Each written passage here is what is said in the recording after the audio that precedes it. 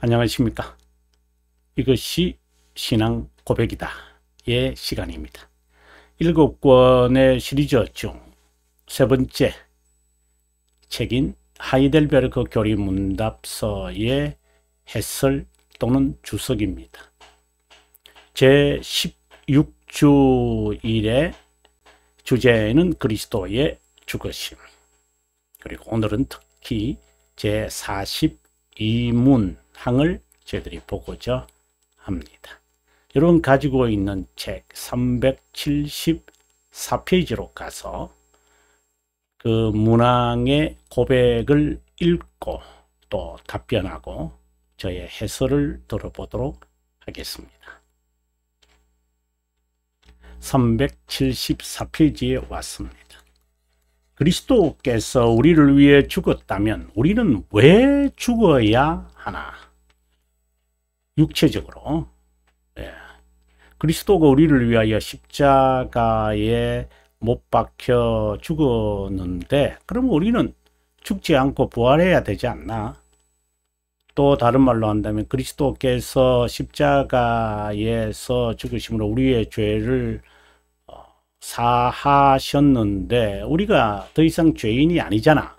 자, 이런 식으로의 억지 주장일 수도 있고, 또 전혀 다른 극단적인 주장에서는 아니다. 우리가 남을 용서해야 용서를 받는 것이다. 그리고 선행을 해야, 착한 일을 해야, 말씀에 순종해야, 율법을 준수해야 우리가 구원을 받는 것이다. 이런 극단적인 아르미니우스주의의 주장도 있을 것이고요. 또는 구원파처럼 죄 용서 다 받았으니 구원받았으니 우리가 행하는 것은 하나님의 아들로서 이 세상에서 당당하게 무엇이든지 하나님의 것인데 나는 그의 아들이니 요구하고 당대하게 살아라. 이런 구원파. 저는 구원파와 한편으로는 아르미니우스파, 이 두의 양극단의 구원관을 우리 한국 교회가 가지고 있지 않는가 심히 우려됩니다. 저 자신도 여기에 양극단에서 시소 게임을 하지 않는가.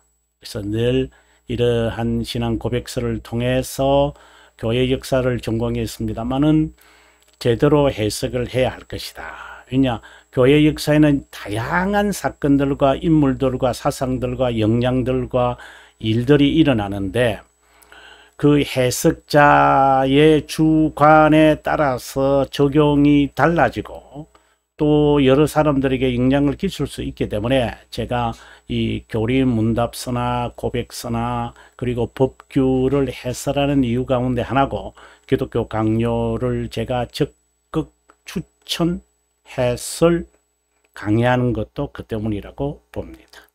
우리의 죽음은 우리 죄들을 위한 만족이 아니라 만족이라고 한다면 이것은 조건이 되겠죠. 죄의 지배를 폐지하고 영생으로 가는 유일한, 우리가 죄에서부터 구원을 받는다라고 말할 때는 redeem이라는 단어를 특별히 쓴다. 물론 save라는 단어를 써도 그리고 deliver라는 동사를 써도 상관없습니다. 그러나 좀 더 이제 세밀하게 들어갔을 때를 지금 말합니다. 우리의 죄의 세력으로부터 구원하셨고 그 다음에 우리를 사탄의 세력으로부터 우리를 구원하셨고 끝까지 우리를 보존하실 거다. 이 전체를 save라고 말할 수 있다. 이렇게 지난 시간에 말씀을 드린 것으로 기억을 합니다. 자, 그러면 그리스도의 죽으심은 최초의 부모와 함께 인류가 불순종으로 죄를 짓고 이 불순종, 우리가 제1 주일의 주제가 참된 위로잖아요. 그 다음에 제2주일의 주제가 비참함입니다. 이건 R디고는 Nd죠. 주제가 불순종입니다. 이제 네 번째가 그것으로 인하여 타락. 자, 이렇게 이제 전개되어지는데, 그래서 불순종에 관한 보시려면은 제3주의를 참고하시는 것이 좋겠죠. 불순종으로 죄를 짓고 하나님의 진노를 일으켜 저주받게 되었으므로 하나님의 정의에 대한 처벌로서 완전한 순종 희생 제물과 처벌로서의 죽으심이었다. 그분이 하시는 거죠. 그리스도의 죽으심. 그분의 죽으심은 자신을 위한 것이 아니라 우리를 위한 대속의 죽음이었다. 근데 그분이 죽었으니 우리는 죽지 않아도 된다고 말할 수 있을까? 이는 구원파의 자세입니다. 그리스도의 사실적이고 역사적이며, 우리가 이러한 고백을 이제 우리가 고백하기 위해서 본디오 빌라도라고 우리 신앙 고백에 언급하죠. 실제적 죽음에 관한 신앙 고백에 이어 42문, 오늘 그 덕택으로 우리는 횡재나 혜택을 당연히 받는 게 아닌가? 그분이 우리를 죽었으니 우리는 죽지 않고 행복하게 평안하게 살아도 되지 않나 하는 질문이다. 절대 아니다. 아니면 그분이 죽었으니 우리도 죽는 것이 옳지 않을까? 그래서 살아서 그분을 믿으면 영원히 죽지 않는다는 말씀도 있지 않나? 네. 예수님은 마르다에게 중생에 관한 말씀을 하셨습니다. 너희가 살아도 나를 믿는 자는 죽어도 살겠고 살아서 믿는 자는 영원히 죽지 않는다는, 이것은 중생에 관한 가르침이고 고백을 지금 물었던 것입니다. 영은 의로 말미암아 산다는 것을 의미한다. 아니면 그분께 의리를 지키거나 보답하기 위해 우리가 죽어야 한다는 것일까? 보답하기 위해서요? 맞습니까? 하나님의 그 은혜가 너무나도 커서 리스판스 하는 겁니까?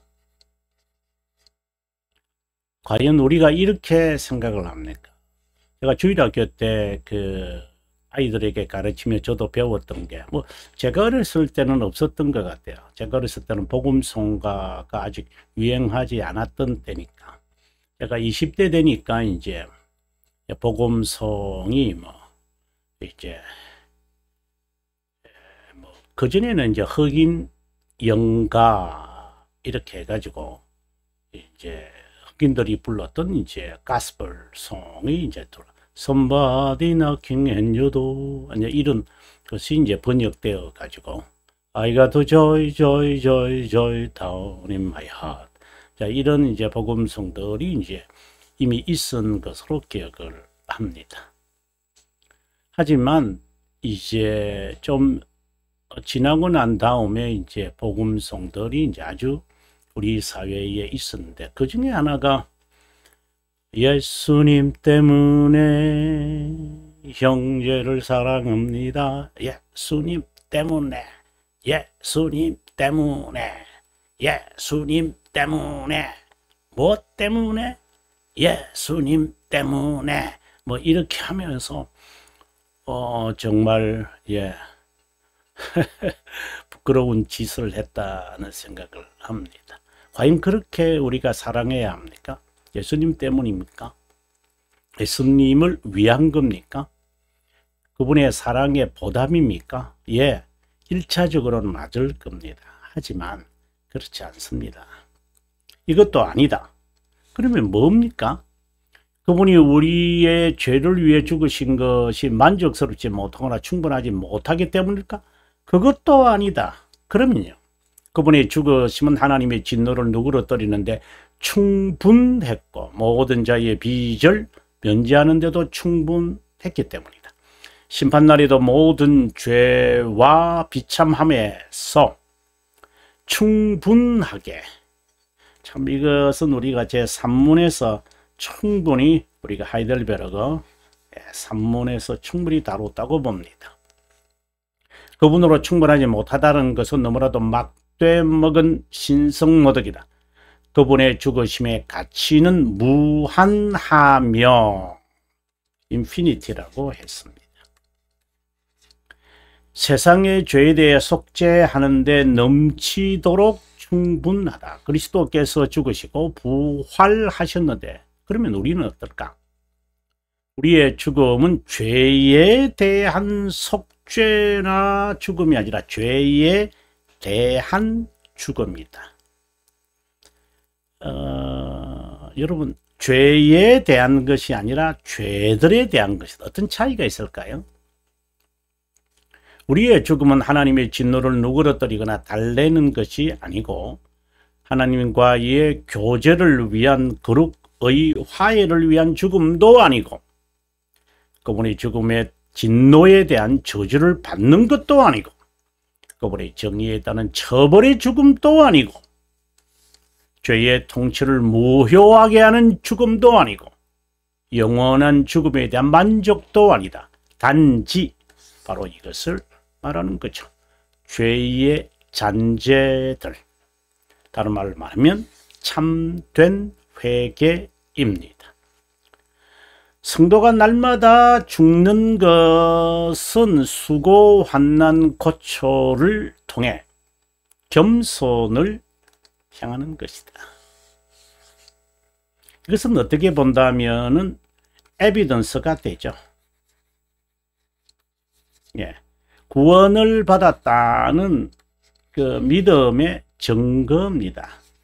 또는 프루트입니다. 예, 결실입니다. 바로 이어서 바로 나오네요. 죄에 대한 것이 아니다. 죄에 대한 그 죽음은 앞서 말씀드린 대로 redeem은 바로 그 redeemer에 의해서 있어진 거죠. 우리가 무슨 구속합니까? 구원의 조건으로 죽는 것이 아니다. 이 조건도 아니다.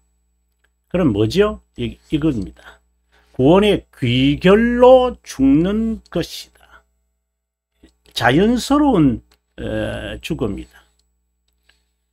자연스럽게 영적 전투에 임하는 것이기에 선택된 자가 되기 위한 조건으로서 그 전투에 임하는 것이 아니다. 완전을 향하여 진력하는 것은 죽음의 몸으로부터 구원받기 위함이다.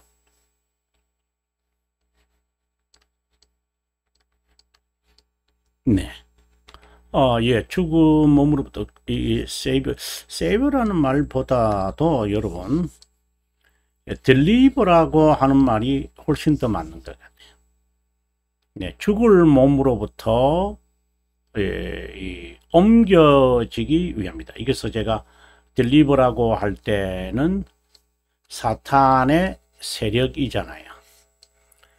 그리스도의 죽으심으로 죽음의 법이 우리를 지배하지 못하고 벗어났지만 그 위협을 그리고 미혹을 받지 않기 위함이다. 자, 우리 여기 5장이 이제 견인에 관한 건데요. 우리가 한번 돌토레이터 5장 2항을 우리가 한번 가서 봤으면 좋겠습니다. 예, 5장 2항인데요. 페이지로 한번 볼까요, 여러분? 페이지로 한번 보면은 네, 784페이지야. 784페이지가 되네요. 이 내용에서 4번이라고 했으니까 우리가 4번을 한번 가보도록 하겠습니다. 자, 완전을 향한 목적으로 진력해야 한다. 자, 견인을 이제 이야기하면서 이 이야기를 지금 합니다.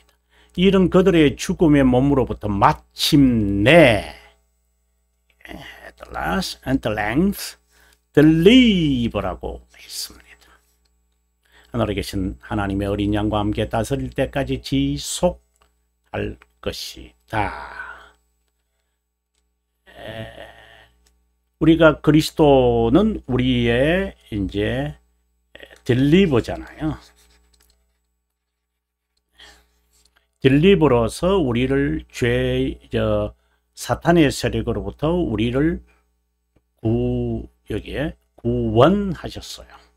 또 다른 말로는 deliver, 영어로는 deliver죠. 근데 우리는 이 완전한 deliver를 위해서 우리가 마침내 구원받게 되기 위해 구원이 되었는데 deliver가 되었는데 그것을 우리의 삶에 이루어가는 것. 다른 말로 증거를 나타내는 거다. 이렇게 말하면 좋을상 싶습니다. 자, 그러면 다시 돌아오겠습니다.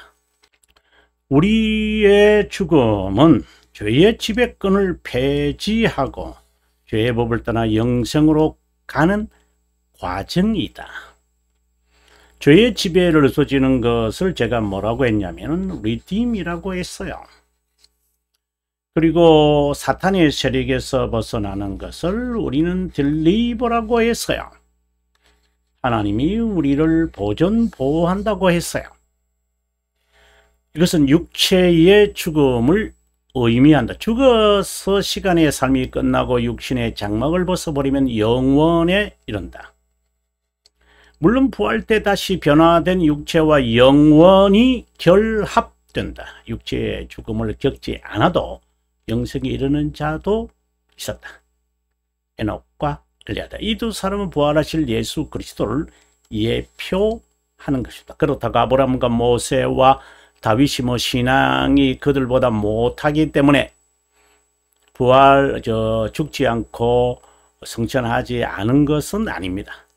바로 이겁니다. 프리피규어이 되겠죠.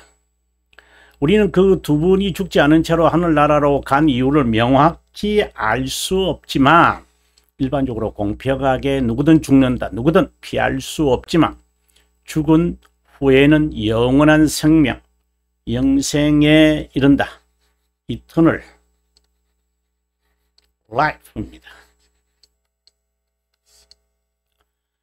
오랜 마침내 아침에서 깨 눈을 떴을 때 심판 앞이 아니라면 회개할 기회를 주신 하나님께 매일 감사해야 한다. 그리고 영원히 산다.